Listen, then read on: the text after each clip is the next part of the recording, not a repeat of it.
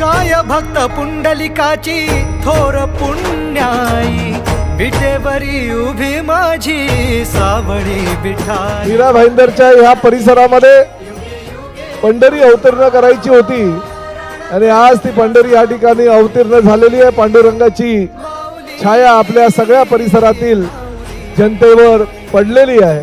आई वडिलांच्या वयाचे असलेले लोक काही कारणास्तव पंढरीला जाऊ शकत नाही। त्यांनी माझ्याकडे अनेक वेळा मागणी केली होती की साहेब काहीतरी जसं ठाण्याला तुम्ही विठुरायाची मूर्ती बसवली आहे तशी इथेही बसवा, आणि तुमची ही मागणी विठुरायानंच आज पूर्ण केलेली आहे।